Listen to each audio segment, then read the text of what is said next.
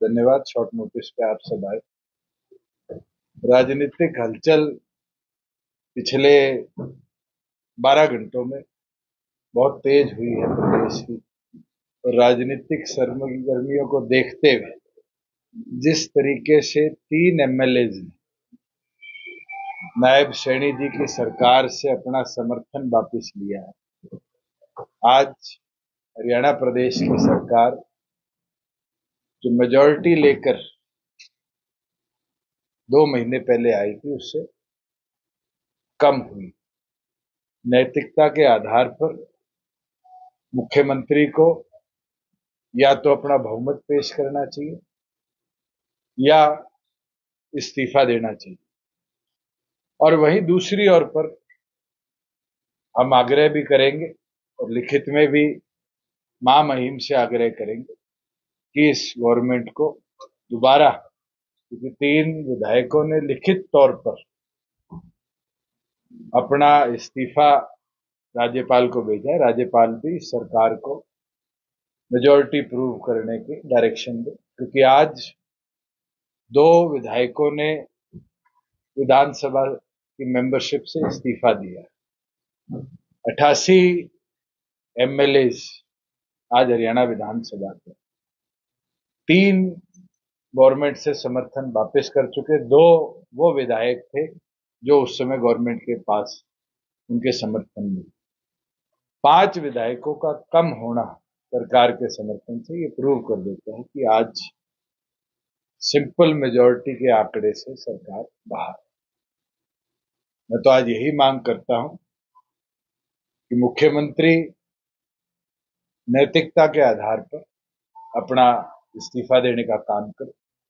मैं कल मुख्यमंत्री का बयान किसी चैनल पे देख रहा था जहां वो हंस हंस कर ये कह रहे थे कि ये आज वहां कुछ लेने गए हैं, यहां कुछ लेके 4.5 साल बैठे थे, इसके बारे में भी वो बताने का काम।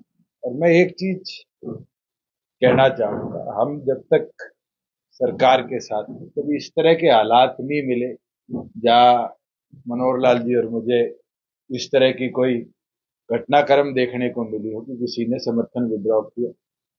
आज उन लोगों का कांग्रेस के साथ जाना ये दिखता है कि भारतीय जनता पार्टी किस तरीके से कमजोर हुई है। जो 11 कमल खिलाने की बात करते हैं वो आज कितने कमजोर हैं।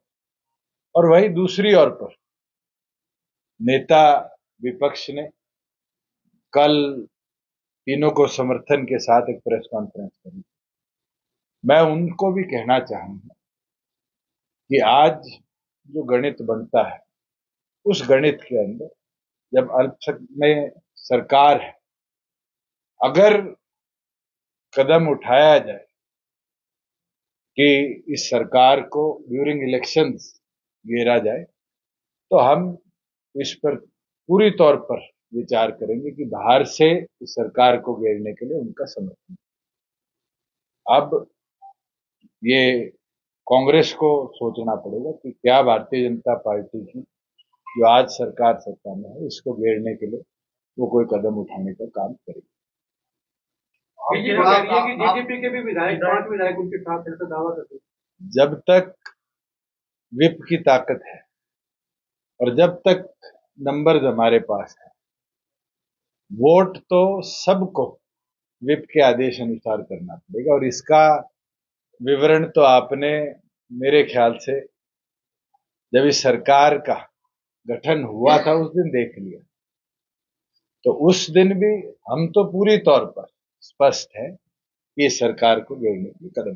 लेकिन खुले तौर पर वो कार्यक्रमों में जा रहे हैं। जोगीराम से ऑलरेडी नोटिस इशू किया गया है, एक प्रोसीजर है विधानसभा का जिसके अंदर नोटिस इशू कर पहले जवाब मांगा जाता है। अगर जवाब ना दिया जाए तो फिर स्पीकर को लिखित में उनकी सदस्यता रद्द करने के लिए कदम उठाने के लिए कहा जा सकता है। 3 विधायकों को इशू किया गया है और तीनों ने अभी तक कोई रिटर्न रिप्लाई नहीं किया। उनकी विजुअल्स भी हैं, उनकी पिक्चर्स भी हैं, उनके पोस्टर्स भी हैं, और जो उचित कार्रवाई जननायक जनता पार्टी ने करनी है आने वाले दिनों में बिफोर पोलिंग हम अपनी ओर से करेंगे। ऐसा कोई ऐसा है कि कोई डिफेक्शन हो सकता है बीजेपी? अगर कोई इस्तीफा देता है तो उसके ऊपर है। पार्टी विरोधी गतिविधि का रिकॉर्ड आज हमारे पास, और पार्टी विरोधी गतिविधि के अंदर जिसने भाग लिया है उसके विरुद्ध एक कानून है, और उस कानून के तहत हम जल्दी स्पीकर को भी मिलेंगे और उनसे आग्रह करेंगे कि उनके खिलाफ कार्रवाई। कौन कौन से आप वो हम पे छोड़ दो। बीजेपी ये कह रही है कि शायद बीजेपी का कल्चर है वो प्रोसेस में ही आपको लगता है 6 महीने निकाल दे। इसके अंदर प्रोसेस में हमारे पास हाईकोर्ट का भी रास्ता है, और हाईकोर्ट और सुप्रीम कोर्ट ने निरंतर डायरेक्शन दिए हैं, चाहे हिमाचल का केस हो चाहे महाराष्ट्र का केस हो, कि टाइम बाउंड मैनर के अंदर लेजिस्लेटिव बिजनेस को पूरा करने के कार्य को विधानसभा को करना। बीजेपी कह रही है कि मार्च में अविश्वास प्रस्ताव लाए थे जो गिर गया था, तो 6 महीने में आ जाए। अविश्वास प्रस्ताव भारतीय जनता पार्टी की पिछली सरकार के विरुद्ध था। नई सरकार बनी, वो अविश्वास प्रस्ताव उस सरकार के साथ साथ ही समाप्त हो। नई सरकार आज के दिन गठित हुई है, उसके विरुद्ध अविश्वास प्रस्ताव लाया उस दिन एक रैली जननायक जनता पार्टी की थी, हमने समर्थन किसी का नहीं किया। मैं आज ऑन रिकॉर्ड कह देता हूं कि अगर अब फ्लोर टेस्ट होगा तो हमारे प्रत्येक विधायक पार्टी के आदेश पर विप के साथ सरकार को घेरने के लिए वोट। आपने कहा कि जब तक आप लोग साथ थे तो ऐसी कोई स्थिति नहीं बनेगी, नेतृत्व परिवर्तन होने के बाद तो क्या तो बीजेपी ने नेतृत्व परिवर्तन किया वो संभालने वो फेलियर है। मैं तो एक दिन नहीं बारी बारी कहता हूं। जब नया मुख्यमंत्री पहली कैबिनेट के बाद कहता है कि 94 दिन का प्लान बना है, तो इसका मतलब तो उनने पहले मन बना रखा है कि वो 94 दिन के मुख्यमंत्री। और ये तो ऑन रिकॉर्ड है, चंडीगढ़ की किसी आपके बीट के साथी से निकाल लीजिए कि फर्स्ट फुल कैबिनेट मीटिंग के बाद आकर नए मुख्यमंत्री का बयान था कि हम तो 94 दिन का प्लान लेकर आए। और उस दिन ये साबित हो गया था कि कितने कमजोर शासक वो रहेंगे और कितने कमजोर नेतृत्व के साथ प्रदेश चले। और आज भी मैं आपको बता सकता हूं कि निरंतर फील्ड का दौरा हम कर रहे हैं।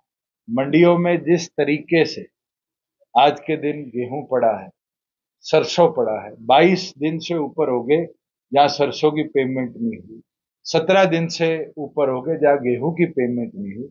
ये दिखाता है कि किसान विरोध में कितना इनने काम किया है, कमजोर करने का जो प्रयास किया है, और मॉनिटरिंग का फेलियर। सिस्टम तो ऑटोमेटेड हमने बनाया था। 4 साल क्यों नहीं दिक्कत आई जब पेमेंट 48 घंटे में दी गई? 4 साल क्यों नहीं दिक्कत आई कि उठान टाइम बाउंड मैनर में किया गया? आज भी उचाना में 10 लाख बैग्स गेहूं के पड़े हैं। तो ये फेलियर दिखता है कि मॉनिटरिंग नहीं है, और मॉनिटरिंग ना होने की वजह से इस तरह की दिक्कत फार्मर्स। कल के घटनाक्रम से लोकसभा चुनाव पे कितना असर देखते हैं? कि बहुत असर है, और जनता का मूड भी बदला है। और मैं तो फिर दोबारा कहूंगा कि जो गर्मी में पारी है, चाबी की बारी है। और जिस तरीके से श्रीमती नैना चौटाला जी के नामांकन में हिसार की जनता ने जोश दिखाया है, ये दिखाता है कि हिसार दोबारा हरियाणा की आवाज को चुनेगा और हरियाणा की आवाज को पार्लियामेंट में जगह देगा। और इस राष्ट्रीय सोच को जो बारी बारी लाया जाता है, जो हरियाणा की आवाज को दबा देती है, गूंगे बहरे सांसद पार्लियामेंट में भेजती है, कहीं ना कहीं उनको जवाब देने का समय। नायब सिंह सैनी ने सिरसा में कहा है कि सरकार अलग में बेशक है लेकिन कोई तरह की कोई दिक्कत नहीं। चलो, मुख्यमंत्री ये तो मान गए कि आज वो कमजोर हो चुके, और ये कमजोरी मानने वाला मुख्यमंत्री मुझे लगता है नैतिक आधार पर प्रदेश का नेतृत्व करने लायक नहीं। कल बीजेपी के प्रवक्ता कह रहे थे मोदी साहब आएंगे तो लहर आएगी हरियाणा में। 400 की बात करते थे, पिछले 12-13 दिनों से तो छोड़ गए, तो लहर कहां गई? आज तो मंगलसूत्र की बात होती, और वो दोनों लोग मंगलसूत्र की बात कर रहे हैं जिनके शायद घर में भी सदस्य ना तो मंगलसूत्र पहनता। तो अभी जो सरकार की क्राइसिस आया तो लेकर आपकी से बात जैसे आप कह रहे हैं कि कांग्रेस जा सकते हैं, कांग्रेस को समर्थन कर सकते हैं। मैं आपके माध्यम से कहता हूं, ना मुझे बात करने की जरूरत। अगर करंट रेजीम को मेजोरिटी प्रूव करनी पड़ी तो जननायक जनता पार्टी विप भी जारी करेगी और करंट गवर्नमेंट के विरोध में विप को जारी। कांग्रेस के साथ भी जा सकती है बीजेपी? मुझे किसी के साथ जाने की जरूरत नहीं है। आज के दिन ना कांग्रेस के साथ जाने की जरूरत, ना बीजेपी के साथ जाने की। मगर करंट सरकार को घेरने के लिए अगर समर्थन विपक्ष के अंदर एकता होगी और करना पड़ा तो हम करें। लेकिन हरियाणा के पूर्व मुख्यमंत्री मनोहर लाल कह रहे हैं कि दूसरे बताता कि हालत 16 फिल्म के जेलर जैसी होती है, आधे उधर चले जाते। चलो आधे इधर है आधे उधर है, जिस दिन विप होगा 10 के 10 लाइन में खड़े दिखाऊंगा। और ये चीज तो विप की ताकत को शायद प्रेस के साथियों ने बड़े अच्छे तरीके से 13 तारीख को विधानसभा में देखा कि जैसे ही चर्चा शुरू हुई तो जेलर का आदेश आया और जेलर के आदेश में 5 के 5 बाहर थे, नहीं थे तो बताओ। और पूरी वोटिंग तक पार्टी के आदेश को फॉलो किया। अगर आप पार्टी के सिंबल पर जीते हो तो पार्टी के आदेश का नेतृत्व आपको पूरा करना पड़ेगा। अगर आपको पार्टी छोड़नी है तो आप इस्तीफा दे सकते हैं, इस्तीफा देकर विधायक पद से इस्तीफा दीजिए और अपनी पार्टी की अपनी जो नई सोच की गतिविधि जनता देखती है, कौन किसके मत पे जीता और कौन किसके मत से चला और आज वो कहीं और अपनी इच्छा जाहिर करता है। जनता उन लोगों को समझती है। मेरा तो इतना बोलना जरूरी है कि जब तक इस विधानसभा का टेन्योर है अक्टूबर 28 तक हरियाणा प्रदेश में अगर कोई विधायक जननायक जनता पार्टी के सिंबल पे जीता है, विधानसभा की प्रक्रिया के अंदर उसको पार्टी का बिल फॉलो करना। कोई ऐसी संभावना है कि भाजपा फिर से बीजेपी के साथ? बिल्कुल नहीं। मैं ये चीज कई बार स्पष्ट कर चुका हूं और इससे ज्यादा मुझे स्पष्टीकरण देने की जरूरत है। अगर हम 11 सीटों पर चुनाव रखने का मनोबल रखते हैं, चाहे वो कांग्रेस हो, एक उपचुनाव और 9 लोकसभा लड़ रही है और गठबंधन में एक सीट उनमें दूसरी पार्टी आम आदमी की है, चाहे वो लोकदल हो जिसने अपने शायद 6 उम्मीदवार उतारे हैं, चाहे वो बसपा हो जो उपचुनाव नहीं लड़ रही। सिर्फ जननायक जनता पार्टी हरियाणा में वो दल है जिसने 10 के 10 कैंडिडेट्स लोकसभा में उतारे और करनाल उपचुनाव के लिए भी अपना उम्मीदवार उतारा है और मजबूती के साथ 11 के 11 चुनाव आज लड़ा। हिसार में सर कौन सा मुकाबला मानते कौन से पार्टी के साथ? आज के दिन तो मैं मानता हूं कि श्रीमती नैना चौटाला जी आगे है। आज जो परिस्थिति बन रही है, महिलाओं का जो समर्थन उनको मिल रहा है, महिला शक्ति जो पंचायती राज के तौर पर हमने बढ़ाई है, विकसित करी है, राशन डिपो देकर उनको रोजगार के अवसर दिए हैं, बढ़ चढ़कर महिलाओं का नेतृत्व श्रीमती नैना चौटाला जी के साथ आ रहा है और वही हिसार की परिवर्तन के अंदर अपनी ताकत बनेगा। और आने वाले दिनों में आप देखेंगे, आज के दिन 8,37,000 महिला वोटर्स शायद हिसार के अंदर है और उनका नेतृत्व और हरियाणा की आवाज बनकर पार्लियामेंट में जाकर, जैसे 14 से 19 तक मुझे नेतृत्व मिला था, हिसार चुनेगा और मजबूती के साथ नैना चौटाला जी को अपना सामने। वीरेंद्र सिंह कांग्रेस में चले गए, कांग्रेस में जाके फिर रूठ गए वो कांग्रेस में। ये कोई घटनाक्रम आज का नहीं है, ये घटनाक्रम कई बार हुआ। कांग्रेस आई, कांग्रेस, बीजेपी, कांग्रेस और अब फिर रूस से बैठे हैं। ये दिखाता है कि राजनीतिक तौर पर कितने कमजोर वो और ये दर्शाता है कि आने वाले भविष्य में उचाना जैसे वो बारी बारी मेरे को बजा रहे थे, उनको बजा के छोड़ रहे। जिस तरीके से आपकी पार्टी को